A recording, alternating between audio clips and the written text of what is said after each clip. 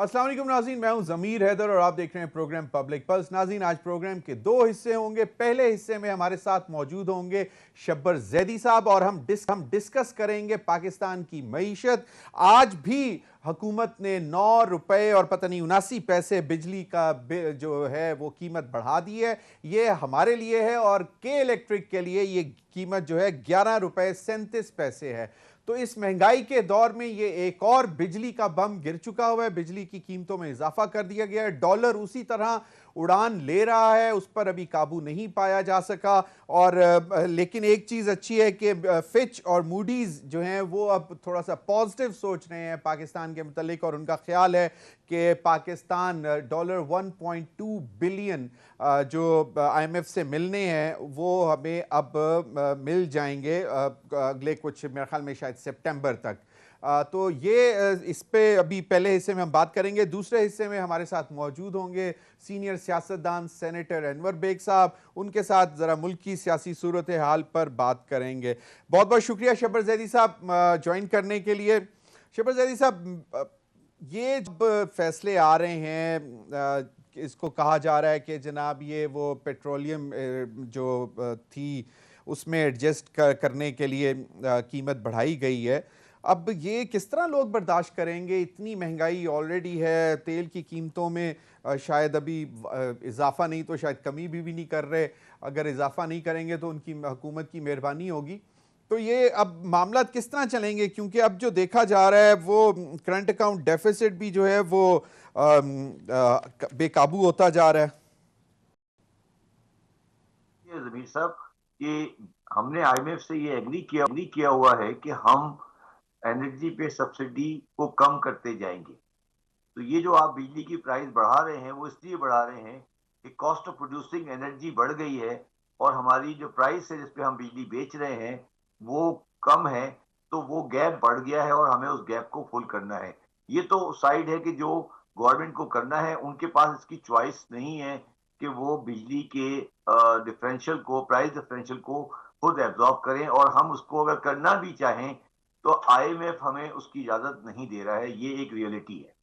इसमें दूसरी बात ये भी है कि एक दूसरा, बिजली में नहीं है मगर एनर्जी में एक जनरल कॉन्सेप्ट ये भी है कि अगर प्राइसेस को आप बढ़ाते हैं तो हमारी डिमांड कम होती है, और डिमांड जब कम होती है तो आपका जो डॉलर का बिल है एनर्जी का वो कम हो जाता है और उससे आपके करंट अकाउंट की पोजीशन बेहतर हो जाती है।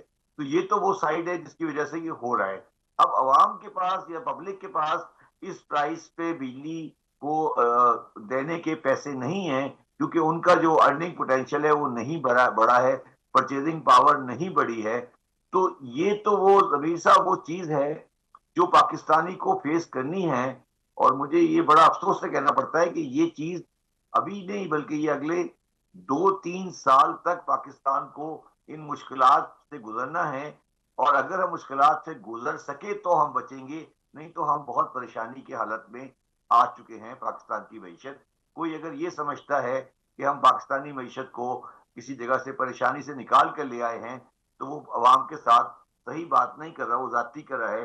पाकिस्तान की मीशत परेशानी में है और उसका बोझ अल्टीमेटली अवाम पे ही पड़ेगा। लेकिन बिल्कुल शब्बर जैदी साहब, आज ये जो कहा है कि ये जो इजाफा है ये सिर्फ एक माह के लिए है, और क्योंकि शायद कंजम्पशन भी इन्हीं गर्मियों के महीनों में ज़्यादा होती है, क्योंकि आने वाले दिनों में तो फिर तो गैस के ऊपर जो है वो उसके सरचार्जेस वगैरह बढ़ाना शुरू कर देंगे, क्योंकि वो अब गैस की कंजम्पशन बढ़ती जाएगी जिस तरह मौसम ठंडा होता जाएगा, सर्दियाँ आती जाएंगी।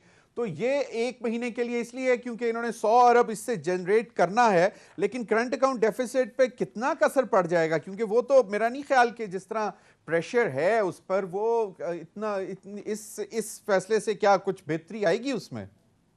कि मैंने कहा ना, करंट अकाउंट जो वैसे तो बड़ा मसला नहीं है, मगर एक पहले कॉन्सेप्चुअल फैसला है ना कि हमें सब्सिडी का अमाउंट खत्म करना है। ये IMF की डिमांड है कि आप बिजली की कॉस्ट ऑफ प्रोडक्शन से आपकी सेल प्राइस का जो गैप है उसे आप कम करें। तो वो तो हमें करना है, चाहे वो जिस तरह भी हो, हमें वो हमारी मजबूरी है, वो उनकी कंडीशनलिटीज में शामिल है। तो वो हम उसको कंटिन्यू नहीं कर सकते, ये एक रियलिटी है, इसको हमें एक्सेप्ट करना पड़ेगा। का एक एक्स्ट्राऑर्डिनरी इजलास हुआ, मिफ्ता इस्माइल साहब ने उसको चेयर किया और उसमें उन्होंने फिर वही कि जी पता नहीं कितनी सीसी ने वो जो गाड़ियों, मोबाइल और होम अप्लाइंसेस के अलावा दरामदी सामान पर से पाबंदी हटा दी। यानी कि इन 3 चीज़ों पर पाबंदी रहेगी, गाड़ियों पर, मोबाइल फ़ोन्स पर और होम अप्लाइंसेस पर। और फिर जो डीलर्स मार्जिन था उसको भी बढ़ा दिया गया है। तो उसका क्या आपकी जो फ्यूल प्राइसेस है उस पर इम्पैक्ट आएगा? एक तो ये भी बता दें, और दूसरा ये कि आपका जो इंपोर्ट बिल है वो तो अभी इतना कम होता नजर नहीं आ रहा। ये कि ये जो गवर्नमेंट जो कुछ भी कर रही है उससे लगता है कि इनके पास ये बहुत बुरी तरह फंस चुके हैं। ये अपना सियासी मुस्तकबिल भी देख रहे हैं और पाकिस्तान की मईशत को भी चलाने की कोशिश कर रहे हैं। मेरा बिल्कुल सिंसियरली नॉन पॉलिटिकल मशवरा ये है कि ये एक तरफ फैसला कर लें कि इन्हें सियासी मुस्तकबिल देखना है या पॉलिटिकल या मईशत को चलाना है। इस वक्त जो पोजीशन है उसमें आप मईशत को अगर सही तरह चलाना चाहते हैं तो आप सियासी आपको फैसले नहीं करने पड़ेंगे। देखिए जमीर साहब, बांग्लादेश जो कि इतनी परेशानी में नहीं है, उन्होंने भी एक एनर्जी कंजर्वेशन पॉलिसी का ऐलान किया है कल। हमने अभी तक, पाकिस्तान जो बहुत ज्यादा मुश्किलात में है, हमने कहीं एनर्जी कंजर्वेशन का कहीं कहीं पर ऐलान नहीं किया। उसमें एक चीज में आपको और रेलिवेंट नहीं है। फॉर एग्जांपल, उन्होंने बांग्लादेश में ये कहा है कि किसी मस्जिद में एसी नहीं चलेगा। मतलब और मैं नहीं कह रहा, मगर ये एक सिग्निफिकेंस है। वो ये कह रहे हैं कि आप एनर्जी शब्बर भाई मतलब शुरुआत भी नमाजियों से ही करनी है, यानी कि एनर्जी कंजर्व करनी है तो नमाजियों के ऊपर। मतलब बांग्लादेश का फैसला है, हमारा तो नहीं है, लेकिन मतलब बड़ी अजीब सी बात है। लग्जरीज एंजॉय करते हैं लोग, उनके ऊपर मतलब लगाना चाहिए वैसे प्राइमरीली, जहां पे दफ्तरों में 10 एसी चलते हैं, बड़े बड़े प्राइम मिनिस्टर ऑफिस में। क्लैरिफाई कर दूं आपको। देखिए, सर, उन्होंने ये नहीं, मेरा मकसद है कि बांग्लादेश ने एनर्जी कंजर्वेशन प्लान बनाया है, उसमें एक एक ये वाला सेट है। उसके बाद उन्होंने राशनिंग की है पेट्रोल की। उन्होंने तमाम बाजार बंद कर दिए हैं 7 बजे के बाद। उन्होंने तमाम होटल बंद कर दिए हैं 7 बजे के बाद। ये वो बांग्लादेश है जिसके पास 40 बिलियन का रिजर्व है, जिसके पास $40 बिलियन का रिजर्व है बांग्लादेश के पास इस वक्त। और हम जो नेगेटिव रिजर्व पे बैठे हैं 9 बिलियन पे, हम ये नहीं कर रहे। मैं तो बिल्कुल टोटली इस पे परेशान हूं कि हम एनर्जी कंजर्वेशन के ऊपर क्यों बात नहीं कर रहे। हमें क्यों ये परेशानी नहीं है कि हमारा बुनियादी मसला करंट अकाउंट डेफिसिट का है और जिसका सबसे बड़ा कंपोनेंट बिजली है, तो हम बिजली पे क्यों नहीं काम करते। ये मेरा मकसद है, कहने का मकसद है जमीर साहब, कि हम इस वक्त खुदकुशी कर रहे हैं। हम बिल्कुल खुदकुशी कर रहे हैं। आप बांग्लादेश को देखें ना, आप समझे। मेरा मकसद है, मैं आपको प्रेस मीडिया को भी कहता हूं कि वो कंपेयर करें ना बांग्लादेश से, कि वो क्या कर रहे हैं, हम क्यों नहीं कर रहे। हम बड़ी बैठ के बातें कर रहे हैं, ये कर दिया, वो कर दिया। मिफ्ता साहब आ जाते हैं, अजीब तरह की बातें करते हैं। और भाई, एनर्जी का बिल 28 बिलियन पे पहुंच चुका है, सीधा करो उसको, करो ना सही। क्यों नहीं करते? क्यों हमारे बाजार 6 बजे बंद नहीं होते? मेरा सवाल आपसे ये है। मैं ये बात पिछले आपको 4 महीने से कह रहा हूं। सर, पीएमएलएन की गवर्नमेंट तो बाजार बंद नहीं करेगी, क्योंकि उनका वोट बैंक जो है वो ताजिर बरादरी है और वो उसको नाराज नहीं कर सकते। आई थिंक आपको मेरे से भी ज्यादा बेहतर मालूम होगा। आप पंजाब के जी। मैं आपको बता दूं, देखिए, मैं 20 साल पंजाब में रहा हूं, मेरा घर है वहां पे। मैं आपको यकीन से कहता हूं कि बाजार बंद नहीं करेंगे तो मुल्क बंद हो जाएगा। ये मुझे आप मेरी बात लिख लें आज। देखिए, मैंने तो उस वक्त आपको 16 दिसंबर 2021 को कहा था कि पाकिस्तान बैंकरप्ट है। मैंने कहा था ना जी। आप सारे उसको परेशान हो गए थे कि शब्बर साहब क्या कह रहे हैं। ठीक है, तो इमरान खान की गवर्नमेंट थी, स्ट्रॉन्ग गवर्नमेंट थी, मैं पीटीआई का को सपोर्ट करता रहा हूं। तो मैंने कहा था 16 दिसंबर को कि पाकिस्तान बैंकरप्ट है। ठीक है, आप सारे परेशान थे। आप सारे क्यों कह रहे हो कि पाकिस्तान दिवालिया हो गया? तो इसका मतलब है या तो आप लोगों को समझ नहीं आ रही, या आप सच बोलना नहीं चाहते। यही बात है ना जी। आप अगर देखिए ना, आपको ये 16 दिसंबर जब मैंने कहा था 16 दिसंबर को पाकिस्तान बैंकरप्ट है और ये गोइंग कंसर्न नहीं है, तो पूरा पाकिस्तान मेरे खिलाफ हो गया था। ठीक है, आज हर बंदा कहता है कि पाकिस्तान दिवालिया है। तो ये 6 महीने में क्या हो गया? कुछ नहीं हुआ। ये दिवालिया था और दिवालिया है, खत्म हो गई बात, फिनिश।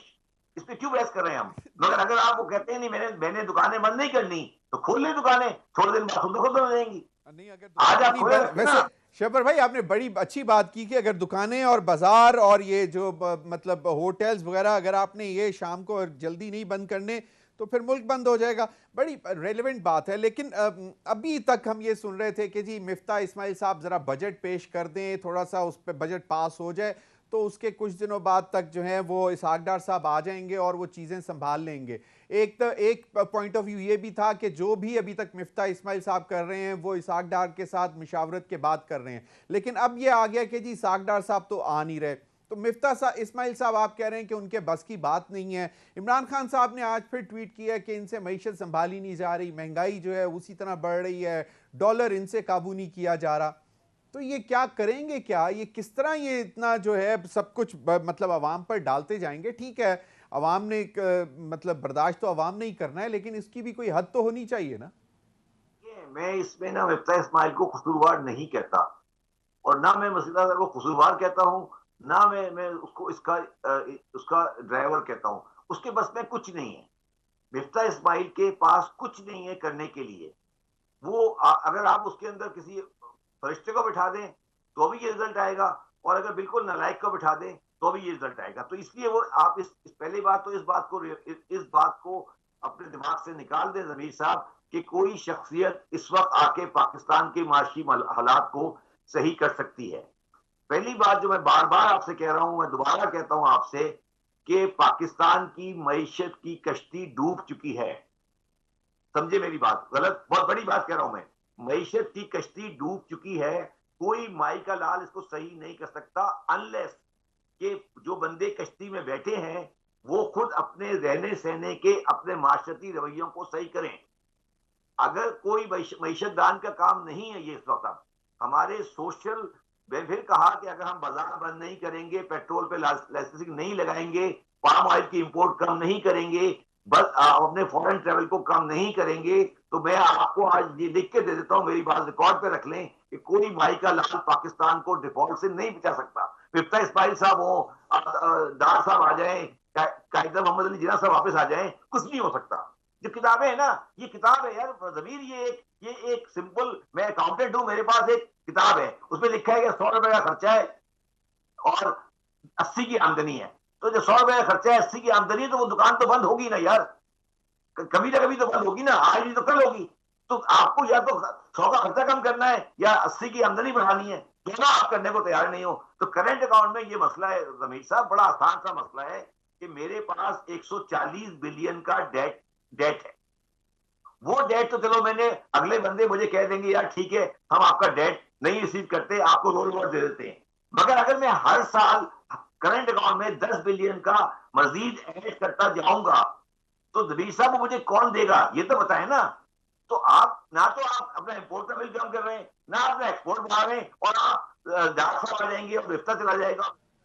सही, लेकिन अब ये जो कुछ हैं कंडीशंस के जनाब, इंटरेस्ट रेट बढ़ाते जाएं, आप अपनी ये सब्सिडीज़ विड्रॉ करते जाएं, पेट्रोलियम लेवी जो है वो बढ़ाते जाएं, जिस तरह पहले 10 रुपए बढ़ाया हुआ था IMF के कहने पर। तो ये कॉस्मेटिक मेजर्स हैं, आपका ख्याल है कि बेसिकली सेक्रीफाइस तो आपकी आवाम को भी देनी पड़ेगी, यानी कि अपनी शाह खर्चियाँ ख़त्म करें, पेट्रोल की कंजम्पशन कम करें।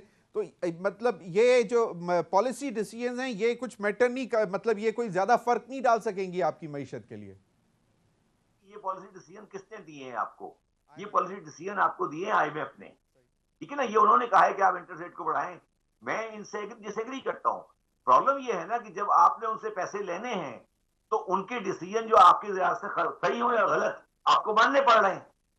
तो अब प्रॉब्लम हम दो जगह फंस गए ना, एक तो हमें पैसे लेने हैं उनसे, हम उनसे ना नहीं कर सकते। वो कह रहे हैं कि वो सपोज आर्गुमेंट इसको इतना ले लें कि वो कह रहे हैं कि आपके मर्ज का इलाज ये है कि आप आम का जूस पिए। हम कह रहे हैं यार हमारे मर्ज का इलाज आम का जूस नहीं है, ऑरेंज का जूस है, मगर क्योंकि हमने उनसे पैसे लेने हैं तो हम आम का जूस पीना पड़ रहा है। सवाल ये ना कि ये भी तो प्रॉब्लम है ना, हम दो तरफ से फंस चुके हैं ना। मेरे हिसाब से जो प्रिस्क्रिप्शन वो दे रहे हैं उनमें से आधी प्रिस्क्रिप्शन गलत है। वो जो इंटरेस्ट रेट के बारे में बात कर रहे हैं वो गलत बात कर रहे हैं, मैं बिल्कुल कन्विंस्ड हूं इस बारे में, मगर हम क्योंकि उनको नाराज नहीं कर सकते तो हमें करना पड़ रहा है। तो रबीर साहब बात इतनी मुश्किल नहीं है, बात यह है कि हम पहले ये रियलाइज कर लें कि पाकिस्तान आज मुश्किल हालात में है और ये किसी एक आदमी के संभालने से नहीं संभलेगा। अगर PMLN अपने वोट बैंक के लिए बाजार नहीं बंद करना चाहती तो ये वो अपना नुकसान नहीं कर रहे, ये पाकिस्तान नुकसान कर रहे हैं। वो पाकिस्तान को बंद करा देंगे। Try to understand this. Shabbar भाई वो तो और इमरान खान साहब अगर पावर में आ गए तो वो इतने ज्यादा परेशान होंगे आने के बाद कि आप सोच नहीं सकते। मैंने जिस दिन ये गवर्नमेंट चेंज हुई थी, मैंने इमरान खान के प्रोग्राम पे एक बात कही थी कि जो भी गवर्नमेंट 23 में इलेक्ट होके आएगी वो पाकिस्तान की निहायत बदकिस्मत गवर्नमेंट होगी, क्योंकि उसको ऐसा मुल्क मिलेगा जो निहायत परेशानी में होगा। तो ये जो बंदे 23 को इलेक्ट होके आएंगे, चाहे वो 2/3 लाएं या 1/3 लाएं, ये मेरी बात लिख लें, जो 23 में इलेक्ट होकर आएगा वो पाकिस्तान में निहायत अनपॉपुलर पोजीशन में चला जाएगा 6 महीने के अंदर, क्योंकि उसको सब कुछ बर्दाश्त करना पड़ेगा। तो मैं ये कह रहा हूं, ये सब वो चीजें हैं जो लोगों को सामने नजर आनी चाहिए। वो लोगों को सामने नजर नहीं आ रही या हम नजर आना नहीं चाहते। मैंने आपको बिल्कुल सिंपल मिसाल दी है ना कि अगर Bangladesh strong economy conservation of energy पे जा रही है, पाकिस्तान में शहबाज शरीफ साहब पता नहीं क्या कर रहे हैं, वो क्यों नहीं कहते कि एनर्जी कंजर्वेशन करो? मुझे ये समझा देना जमीर साहब, एक लाइन में आपसे बात कर रहा हूं मैं। तो आप कह रहे हैं मैशत को सही कर दे, कैसे सही कर देंगे? तो अगेन शब्बर जैदी साहब, एक पॉलिसी डिसीजन चाहिए ना हुकूमत को, और फर्म डिसीजन चाहिए। तो वो अगर ये नहीं लेंगे तो जिस तरह आपने कहा कि फिर तो हालात नहीं समझेंगे, चाहे संभलेंगे, चाहे इंटरेस्ट रेट बढ़ाते जाएं, चाहे पीडीएल लगाते जाएं, चाहे आईएमएफ के कहने पे कुछ भी करते जाएं, लेकिन बात यह है कि you have to put your own house in order. ये है ना सबीर साहब कि जब शहबाज शरीफ साहब ये मैटर डिसाइड कर रहे होते हैं तो उनके दिमाग में इंटरेस्ट पीएमएल-एन का होता है या पाकिस्तान का होता है, ये फैसला कर लें बस। मैं ये कह रहा हूं इस वक्त कि अगर उनके दिमाग में इंटरेस्ट पीएमएल-एन का होता है तो बात खत्म हो गई। अगर वो अपनी सियासी पोजीशन देख रहे हैं, मैं ये कह रहा हूं ना, इस वक्त चाहे इमरान खान हो या शहबाज शरीफ हो, इस वक्त पॉलिटिकल डायनेमिक्स और इकोनॉमिक डायनेमिक्स क्लैश हो गई है। देखिए जब हमने हुकूमत संभाली थी तो हमने जो है वो अपनी सियासत को पीछे रखकर रियासत के लिए इतने बड़े मतलब बोझ उठाया था। अब वो तो क्लेम ऑलरेडी कर रहे हैं कि हमने तो अब तक जो है वो पहले ही तबाह कर ली। लेकिन बहुत बहुत शुक्रिया शब्बर जैदी साहब आपके वक्त का। नाज़रीन, वक्त हुआ एक ब्रेक का। ब्रेक के बाद आएंगे तो नाज़रीन थोड़ी सी सियासी सूरत हाल का जायजा लेंगे। आज पीडीएम का तकरीबन कोई 5 घंटे इजलास जारी रहा। मौलाना फजल रहमान की जेर सदारत जरदारी साहब नहीं उसमें शामिल हो सके, उनको कोरोना हो गया। कहने वाले ये कहते हैं कि जी अब तो जो कोरोना होता है वो 5 दिन का क्वारंटीन होता है, लेकिन इतलात ये आ रही हैं कि शायद वो 15 दिन अब क्वारंटीन में रहेंगे। इस पर भी मजीद बात करेंगे और हमारे साथ होंगे ब्रेक के बाद सेनेटर अनवर बेग साहब, सीनियर सियासतदान हैं, हमारे साथ रहिए।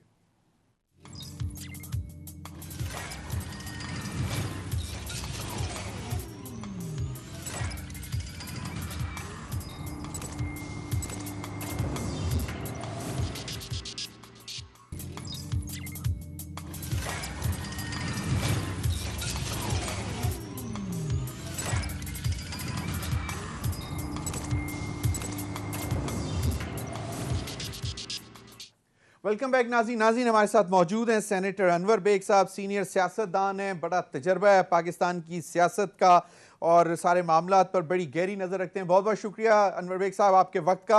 अनवर बेग साहब, आज पीडीएम का इजलास हुआ, एक्स्ट्रा ऑर्डनरी सेशन। पिछले 2-3 दिन से बहुत बेचैनी है हुकूमती हलकों में, वफाक की हुकूमती हलकों में। और मरीम नवाज साहब ने आज कहा है कि जी एक्चुअली मुफाहमत की पॉलिसी जो है हमें तर्क करनी पड़ेगी और जिसकी वजह से हमें बहुत नुकसान हुआ और फौरी आइंदा इंतखाबात के लिए भी लाहे अमल तय करना है। लेकिन अभी इतलात ये आई हैं कि जी पीडीएम ने डिसाइड किया है कि जी ये आइनी मुद्दत असम्बलियाँ पूरी करेगी। और मौलाना फजल रहमान साहब ने लॉन्ग मार्च का भी कहा था, कोई तजवीज़ दी थी और उन्होंने कहा था कि अदलिया के फैसले और अटक पार से मुदाखलत के खिलाफ लॉन्ग मार्च किया जाएगा। बहुत सारी सूरत हाल जो चल रही हैं। फिर लाहौर में एक PMLQ का बड़ा इजलास हुआ, सेनेटर कामिल अली आगा आपके दोस्त हैं, उन्होंने उसकी सदारत की और चौधरी शुजात साहब और तारिक बशीर चीमा साहब को ओहदों से हटाने का फैसला भी शायद कर लिया है, उसकी भी अभी इतला कंफर्म हो जाएगी। क्या कहते हैं बेग साहब, ये हमारी सियासत कहाँ जा रही है, क्या बनने क्या जा रहा है? देखें जमीर साहब, पहली बात तो ये है कि पीडीएम ये हजम ही नहीं कर पा रही कि they have lost 15 out of the 20 by election जो अभी पंजाब में हुए हैं। और पंजाब का जो सिलसिला इन्होंने किया था चीफ मिनिस्टर के इलेक्शन का, वो इन्होंने किस फ्रॉड के साथ किया और फिर वो सुप्रीम कोर्ट ने उसको ओवरटर्न किया और परवेज इलाही साहब को उन्होंने चीफ मिनिस्टर बना दिया। ये बात इनसे हजम नहीं हो रही नून लीग से कि भाई दे हैव लॉस्ट पंजाब। अब पंजाब इज द बेस, कि वो कहते नहीं है कि whoever takes Punjab takes the federal government. ये अब ये जो आखिरी सांसें ये ले रहे हैं इधर फेडरल गवर्नमेंट के अंदर, इनकी कोई हैसियत अब अनफॉर्चुनेटली नहीं रही। इन पे प्रेशर बहुत है हर क्वार्टर से हु मैटर इन पाकिस्तान कि जी you go for new fresh election. और मुझे ये लगता है कि उम्मीद ये है इंशाअल्लाह कि before the year hits out election, general election हो जाएंगे। और most probably what I hear is कि अगस्त के महीने में असेंबलियां टूटेंगी, के टेकर सेटअप आएगा। ये जो मर्जी कहें, इनसे कोई फर्क नहीं पड़ता। इसी they are on their last breath. Baig साहब बंदा सही। बेग साहब, आज जो इतलात आ रही थी वो यही थी कि जनाब मियां नवाज शरीफ साहब का पहले भी यही ख्याल था और अब भी वो कह रहे हैं कि जितनी जल्दी हो सके जान छुड़ाओ और इंतखाबात की तरफ जाओ। लेकिन मियां शहबाज शरीफ साहब जो कि ग्राउंड पे बैठे हुए हैं पाकिस्तान में, जो ग्राउंड रियलिटी जिनके सामने है, वो ये समझते हैं कि इन हालात में अगर इलेक्शन में जाते हैं तो शायद जो पंजाब में ज़िमनी इंतखाबात में उनसे हुआ उससे भी ज्यादा बुरा होगा। और फिर आज मौलाना फजल रहमान साहब ने इसीलिए शायद ये फैसला किया है कि आईनी मुद्दत पूरी करें हम, मतलब 2023 तक चलें। विशफुल थिंकिंग है कि हम आईनी मुद्दत पूरी करें। इनका तो इरादा ये है कि अगले 5 साल भी हम इलेक्शन ना कराएं, इसको छोड़ दें। यानी वो मैन बेग साहब कैसे होगा अगस्त में? किस तरह मतलब ये तहलील कर देंगे? कौन करवाएगा, कैसे करवाएगा? अरे जो करवाने वाले हैं वो करवाएंगे और सब कुछ हो जाता है इस मुल्क में। आप छोड़ देना, इनके हाथ रंगे में। They are one of the most corrupt people, they got so many cases on their head. इनको तो जरा सा हल्का सा भी डंडा आएगा तो ये फौरन मान जाएंगे। आप उस बात को छोड़ दें। मौलाना फजल रहमान साहब कहते हैं कि हमें और तो कोई मुदाखलत नहीं परेशानी, लेकिन अटक पार से कोई मुदाखलत हो रही है। ये अब मतलब अजीब सी बात है। देखें, कोई अफगानिस्तान से मुदाखलत चलती आ रही है। जमीर साहब, don't get excited and don't get overworked. ये बोलेंगे, मैंने आपको कहा ना, मरने से पहले, पॉलिटिकल डेथ से पहले ये सब बातें करेंगे और कुछ नहीं होगा। They are just restricted to Islamabad capital territory. ना इनके पास केपी है, ना आजाद कश्मीर है, ना जीपी है, ना पंजाब है। ये कहाँ जाएंगे? ये तो एक कहते नहीं लैंडलॉक हो गए इधर इस्लामाबाद में। The answer to the Pakistani problem is election। आप देखें डॉलर कहाँ जा रहा है। यानी एक जमाना वो होता था, आपको याद होगा कि 4 आने डॉलर पे बढ़ता था तो मुल्क में एक क़यामत आ जाती थी। यहाँ पे 4 रुपए 5 रुपए डेली बेसिस पे बढ़ रहा है। और जब से ये आए हैं अब तक जितने भी दिन हुए, आप गिने 50-60 रुपए डॉलर बढ़ गया। खुदा के वास्ते आप कुछ रहम करें इस मुल्क की इकोनॉमिक कंडीशन पे, which is very very grave. और ये भूल जाए कि they will be able to sustain. ये तो अब एक झटके की मार है और इंशाल्लाह इलेक्शंस होंगे और फिर let the popular party win. और ये इलेक्शन अब जो होंगे ये इंशाल्लाह फेयर एंड फ्री और ट्रांसपेरेंट होंगे। अनवर बेग साहब, आप पीएमएलएन के भी बहुत करीब रहे हैं। मियां नवाज शरीफ साहब, मियां शहबाज शरीफ साहब, आप इनके बहुत करीब रहे हैं। आपको क्या लगता है कि क्या जिस तरह ही अगर आप कह रहे हैं कि अगस्त में मतलब इसी साल इलेक्शन होने हैं, चाहे जब भी हो, अक्टूबर में हो, नवंबर में हो, तो मियां नवाज शरीफ साहब के ऊपर प्रेशर डाल रही है उनकी पार्टी के, जी आप वापस आएं, आके कैंपेन लीड करें। वो वापस आते हैं तो उनको तो सबसे पहले अपने केसेस का सामना करना पड़ेगा और हो सकता है कि वो लैंड करते ही अरेस्ट हो जाएं क्योंकि ही इज वांटेड। तो ये आपको क्या लगता है कि अंदर जो है ये इनके विद इन फैमिली कुछ है प्रॉब्लम? क्योंकि मियां शहबाज शरीफ साहब तो रियलाइज कर रहे हैं कि इन हालात में तो हमारे साथ बहुत ही बुरा होगा अगर हम इंतखाबात में जाते हैं। बात सुने, इसाक डार में आना था, पंजाब इनके हाथ से चला गया, अब उसको बीमारी याद आ गई है, वो नहीं आ रहा। मियां साहब भी इस हालात में नहीं आ सकते because he is got cases. From the airport he will go straight to jail unfortunately. उनको अपनी जेल टर्म पूरी करनी है, वो कैसे इलेक्शन रैली में आएंगे? वो नहीं आ सकते। हाँ, वो वीडियो के ऊपर लगे रहेंगे, बोलते रहेंगे, वो एक दूसरी जगह। दूसरी बात ये, मैं आज मुझे एक वीडियो भेजी है, वो मंसूर अली खान है, वन ऑफ द एंकर्स, वो दे शहबाज शरीफ को बोल रहे थे। क्यों बोल रहे थे? ये क्लियर पता अब समझ में आती है कि there is a clear divide in the Sharif family. अच्छा, मंसूर अली खान देयर इज मतलब एक एंकर की स्टेटमेंट से बेग साहब आपने जज कर लिया कि there is a clear divide within the family. अब ये एक और चीज छोटी सी बता दें, फवाद चौधरी साहब को मैं सुन रहा था, वो कहीं कह रहे थे कि अब ये जो पीडीएम और ये अलाइड पार्टीज हैं, अब ये एस्टेब्लिशमेंट से लड़ने की बातें करेंगे, ये अब हेड ऑन उस तरफ होने की कोशिश करेंगे। Why is that? वो कभी भी पीएमएलएन के खिलाफ नहीं बोला, अब वो बोला है अगेंस्ट शहबाज शरीफ, यानी सख्त अल्फाजों में उसने तनकीद की है। तो what I am trying to tell you is this. Baig Sahab मेरा सवाल ये था कि फवाद चौधरी को मैं सुन रहा था एक जगह पे, वो फरमा रहे थे कि अब ये मौलाना फजलुर रहमान साहब जो लीड कर रहे हैं पीडीएम और जो इस वक्त हुकूमती अलायंस है, वो अब इस्टेब्लिशमेंट से हेड ऑन होने की कोशिश कर रहे हैं। अब ये क्या, ये कोई बयानिया या कोई ये वो लेना चाह रहे हैं सिंपैथी के जी देखें हमारे साथ हैंड हो गया, हमने तो रियासत बचाने के लिए अपनी सियासत कुर्बान की थी और हमारे साथ ही इन्होंने अब हैंड कर दिया? अरे जमीर साहब, जरा मेरी बात जरा गौर से सुने सर। ये लोग आए हैं मुल्क को बचाने नहीं, अपने केसेस खत्म कराने के लिए। जो इन्होंने नैब लॉज चेंज किए, अपनी मनी लॉन्ड्रिंग के केसेस भी इन्होंने शेल्फ करवा दिए हैं। अल्लाह का क्या करना कि 6-7 लोग जो इसकी इन्वेस्टिगेशन कर रहे थे, उनकी डेथ हो गई है यार, फॉर गॉड से। अल्लाह ताला, ये ऐसे नहीं होता। ये सारी अननेचुरल डेथ्स हुई हैं। कोई इन्वेस्टिगेट करने वाला है? अच्छा, अब शहबाज शरीफ को ये प्रॉब्लम है कि वो छोड़ के जा नहीं सकता कहीं।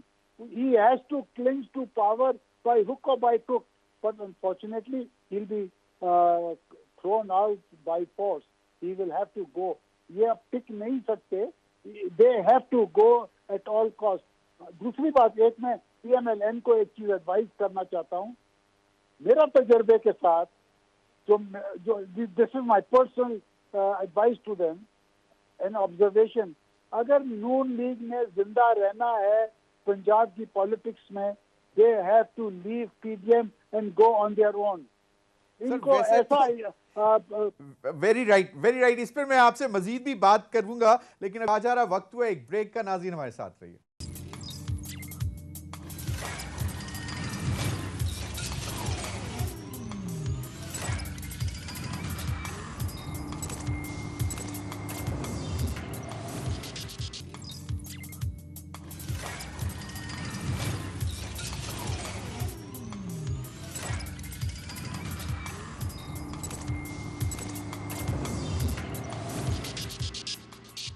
वेलकम बैक नाज़रीन। सेनेटर अनवर बेग साहब मेरे साथ मौजूद हैं, सीनियर सियासतदान है। अनवर बेग साहब, आज बड़ी दिलचस्प स्टेटमेंट्स आती रही हैं। एक तो फवाद चौधरी साहब, वो जो मैंने जिक्र किया, वो कह रहे हैं कि अब ये हुकूमती लोग जो हैं वो इस्टेब्लिशमेंट से लड़ने की कोशिश करेंगे और सिंपैथीज़ गेन करने की कोशिश करेंगे कि जी हमारे साथ अदलिया ने भी ज़्यादती की और फिर हमारे साथ इस्टेब्लिशमेंट ने भी हाथ कर दिया।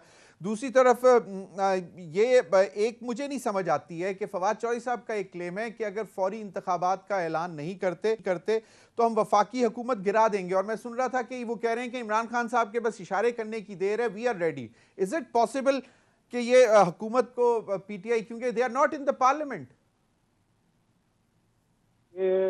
मैं ये समझता हूँ ये ज्यादा पॉलिटिकल स्टेटमेंट है, but the powers to be वो एक सेकंड के अंदर कर सकते हैं, क्योंकि एमक्यूएम और बीएपी जो है वो अगर कोalition से निकल जाएं तो बेचारे शहबाज शरीफ साहब की गवर्नमेंट 1 मिनट के अंदर बैठ जाएगी। तो चाबी किसी और के पास है, इसके पास नहीं है। तो वो तो फवाद चौधरी साहब एक सियासतदान है और उन्होंने एक पॉलिटिकल स्टेटमेंट दे दी है, तो उससे मुझे नहीं लगता कि that will have any effect on the कोalition government.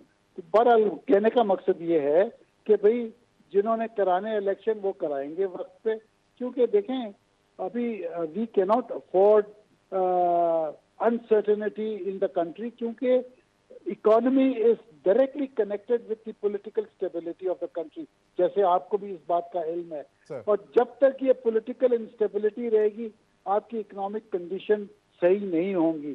तो मैं ये समझता हूँ कि टू ब्रिंग इकोनॉमिक स्टेबिलिटी हमें पॉलिटिक्स के अंदर और पॉलिटिकल स्टेबिलिटी लाना बहुत ही जरूरी है, और इन पर्टिकुलर हमें इलेक्शंस अनाउंस करने पड़ेंगे, क्योंकि इलेक्शंस के बगैर कोई चारा नहीं है। नून लीग का ये मकसद है और पीडीएम का, इतना गंद करो एक इंटरवेंशन आ जाए, इमरान खान ना आए। तो that is there intention, because they think कि भाई अगर इमरान गवर्नमेंट में वापस आया तो दे हैव हैड इट। तो देयरफॉर ये चाहते हैं कि इतना गंद करो, इतना कैओस करो कि भाई एक इंटरवेंशन हो जाए कि हमारी जान छूट जाएगी, 2 साल 1 साल जो भी पीरियड है। तो उनका एम ये है, उनका एम और कुछ भी नहीं है। दे जस्ट डोंट वांट कि पीटीआई अब आए, क्योंकि पीटीआई का चाहे मुझे अच्छा लगे या बुरा लगे एक वेव आई हुई है इस वक्त। पीपल ने इमरान खान का बयानिया एक्सेप्ट किया है, और मैं ये समझता हूँ कि इलेक्शन इस साल किसी वक्त भी अगर होंगे, I mean Imran Khan has got a very good chance will of the people on the ground, जो right? आपको will of the people नजर आती है, बिल्कुल समझ में आती है। चौधरी परवेज इलाही साहब चीफ मिनिस्टर बन गए पंजाब के। आज पीएमएल काफ का इजलास हुआ, सेनेटर कामिल अली आगा साहब ने उसकी सदारत की।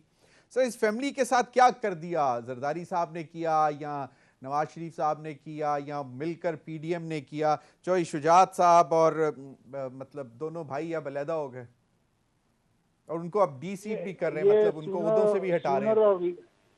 सूनर और लेटर तो होना ही था। देखें, कारोबार के अंदर भी जब तक भाई इकट्ठे होते हैं सब कारोबार सही चल रहे होते हैं।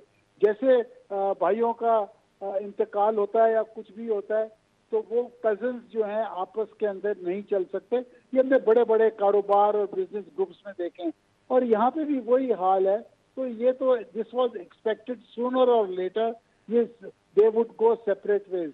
मैं ये समझता हूँ अब क्योंकि ये अलग हो ही गए, I don't know, I feel के परवेज इलाही के जो ग्रुप है they should merge with PTI for their own survival.